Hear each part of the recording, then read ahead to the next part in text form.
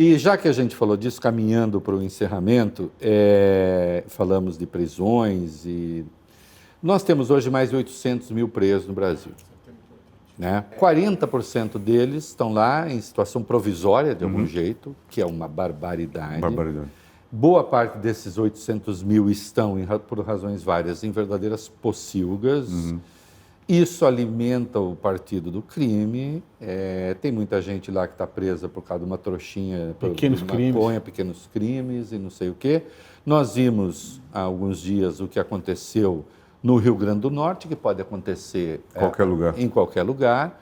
O senhor, quando presidiu o Supremo e, portanto, o CNJ, o senhor chegou a fazer mutirões, né, para livrar alguns presos, para diminuir a pressão sobre o sistema.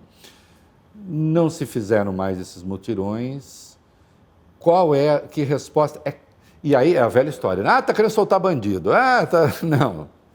Como é que se começa a dar uma resposta articulada para essa questão?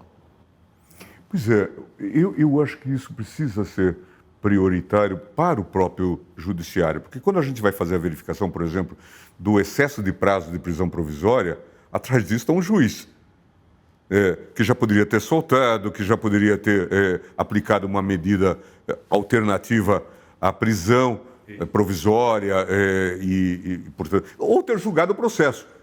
Não é? Então, os mutirões carcerários têm uma base interessante. Quando eu estava na vice-presidência do Supremo, portanto, presidente a ministra Ellen, ela me pediu para receber uma senhora juíza do Canadá, que era comissária das Nações Unidas, e que vinha ao Brasil por um fato, quer dizer, olhar os presídios. Mas o mundo estava muito impressionado, e nós já fomos condenados várias vezes em cortes por conta disso, por conta daquele caso de Abaetetuba. Uma moça presa foi colocada num presídio de homens e foi brutalmente violentada por 30 dias, 28 dias, alguma coisa assim.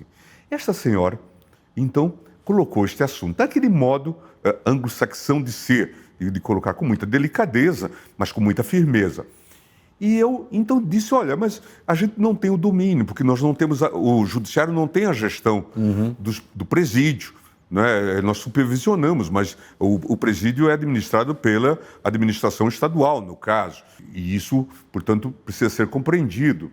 Bom, e fiz um pouco aquela conversa de Cerca Lourenço, claro que muito sem graça, porque tinha que explicar o inexplicável.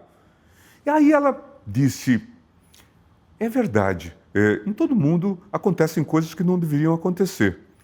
Mas o senhor não acha que vocês levarem 30 dias, 28, 30 dias, para descobrir esse fato não parece algo demasiado? Só me restou dizer yes, mas eu disse a mim mesmo naquele momento, eu nunca mais vou ouvir um tal repto, um tal desafio desse, sem ter feito alguma coisa. E comecei a pensar nos mutirões carcerários. Quando cheguei eu assumi o CNJ antes de assumir o Supremo. Eu logo disse, nós vamos fazer os mutirões carcerários.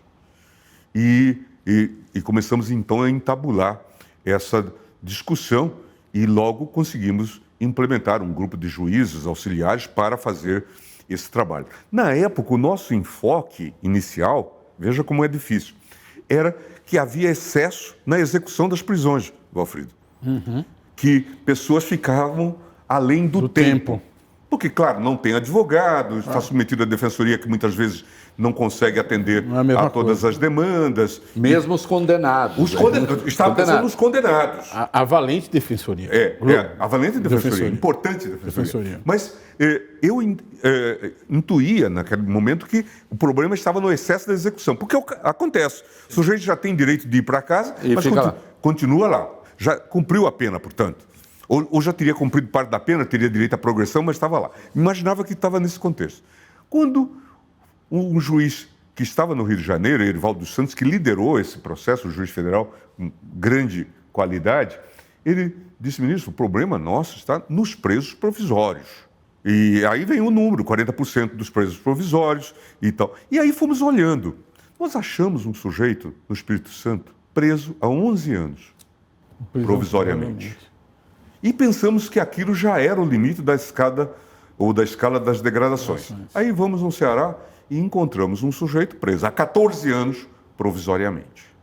Bom, ao fim e ao cabo, libertamos 22 mil pessoas. É uma barbaridade.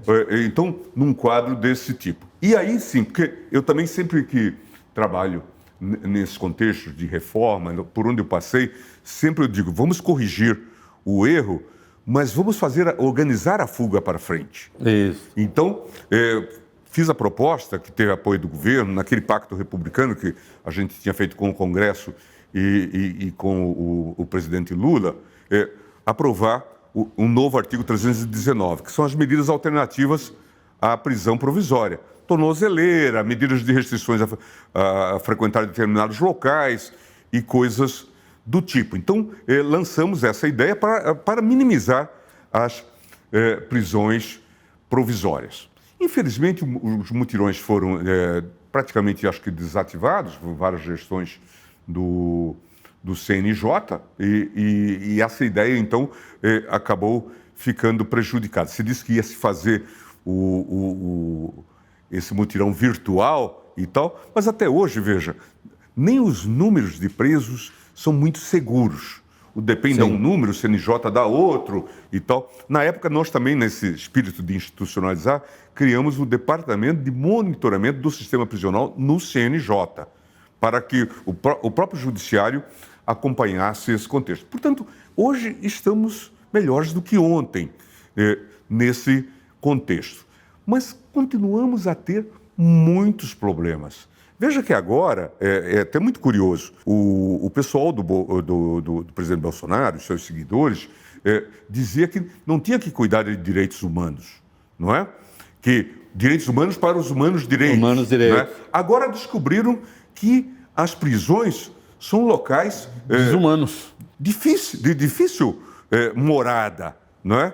E estão isso destacando que os golpistas que ficaram lá em condições muito melhores do que a esmagadora maioria dos presos, e que eles diziam que é assim mesmo. Estão presos em Brasília, né, que também tem condições melhores do que muitos estados e tal. Então, mas é muito interessante, né? O Machado tinha uma expressão que dizia: a melhor forma de apreciar chicote é ter-lhe o cabo nas mãos, né? O chicote muda de mãos, né? Agora, esses parlamentares indo lá na Papuda ou na Colmeia, né, mostrando fotos, olha aqui, esses são os presídios do Brasil. E veja, Brasília é diferente de grande parte do Brasil. Né? Também nesse item, as condições de presídio são melhores. É claro que prenderam-se muitas pessoas, então as condições ali estão acumuladas e tudo. Mas descobriram as más condições dos presídios, que em geral é um estado de guerra, Brasil afora. Então nós temos que olhar isso, temos que olhar essa questão.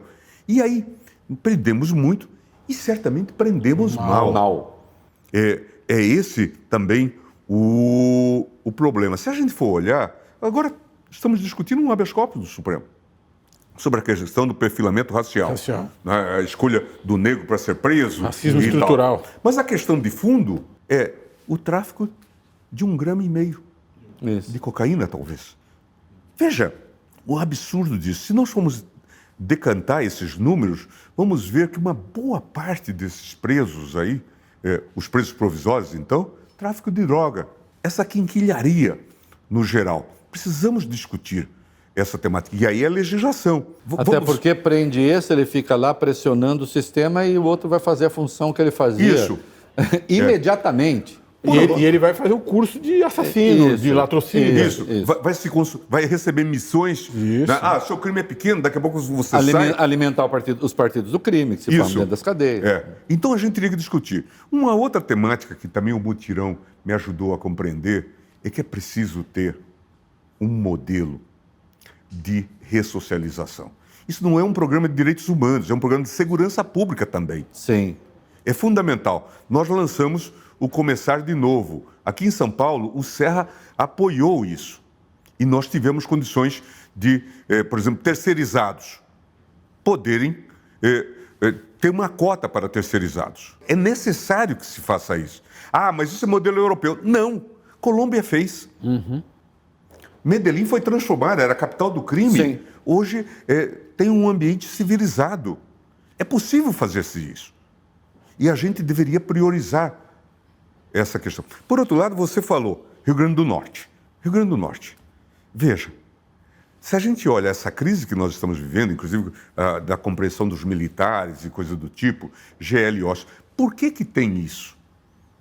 Por conta desse tipo de crise.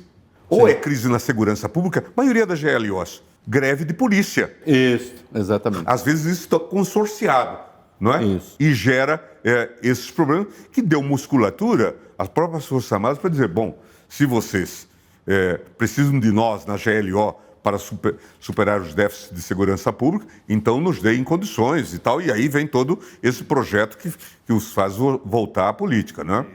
Com resultados desastrosos.